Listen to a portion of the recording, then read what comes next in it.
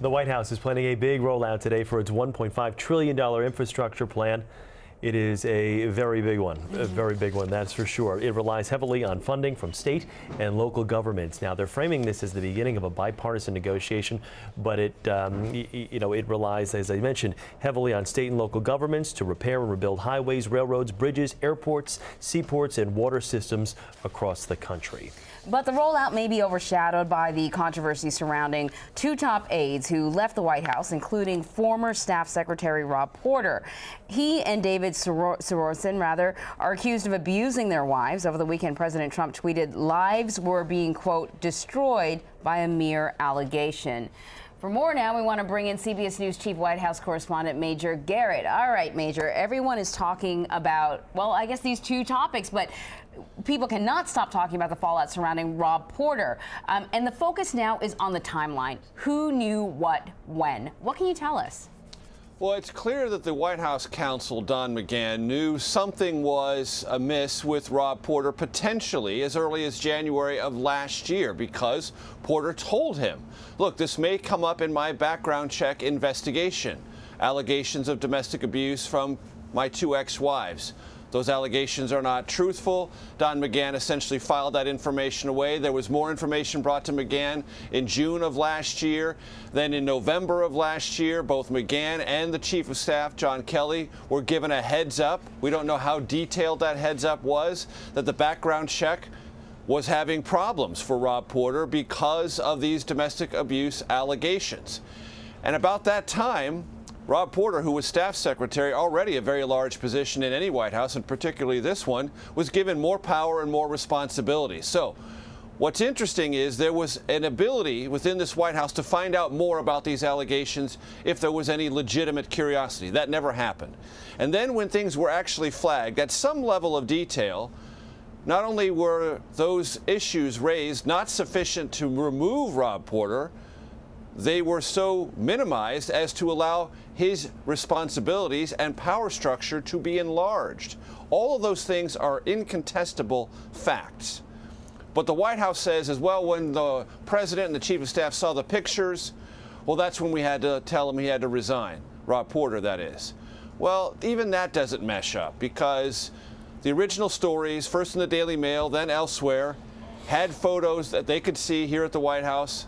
And even then, hours later, they put out statements defending Rob Porter and suggesting nothing here was amiss. Well, things became rapidly unraveled after that. Rob Porter resigned, and now this White House is trying to look at that timeline and say everything was normal, everything was done properly, and we take this issue seriously. Let's just say there are quite a few skeptics around the country who are not quite sure. Major, one of the people you're talking about who supported Rob Porter originally was Chief of Staff John Kelly. Are there any concerns, and are you hearing any word that the president may be thinking about replacing his Chief of Staff over this turmoil? Well, this was all very much topical last week. It appears Kelly has weathered the storm this weekend, a full-blown effort over the weekend, particularly on Sunday, on the Sunday shows, to say John Kelly's doing a fine job, the president has full confidence in him. Nothing to see here. And that very well may be the case. John Kelly may have weathered this storm. But there's one issue unrelated to Rob Porter that this chief of staff is going to have to deal with at some level or another. And that is he has no experience in American politics. And why should he? He was a four-star Marine general.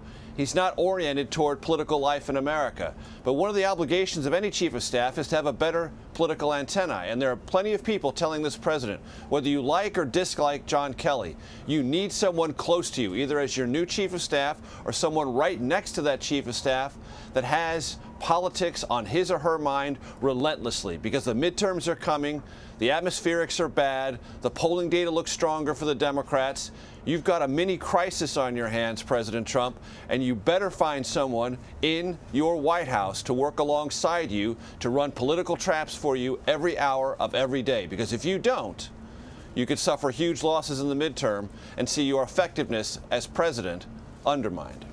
Or perhaps what the White House could do is give us something else to talk about. I'm sure There's would always prefer. that option. There's always that option. So how about this? Infrastructure. I'm sure the president would rather that we talk about infrastructure. And of course, because this is a very leaky White House, the White House is not able to present the infrastructure plan the way they wanted to. It's already been leaked. At least a draft of it has already been leaked. And the president was out tweeting about it. This will be a big week for infrastructure after so stupidly spending $7 trillion in the Middle East. It is now time to start investing in our country. What is the latest? What can you tell us?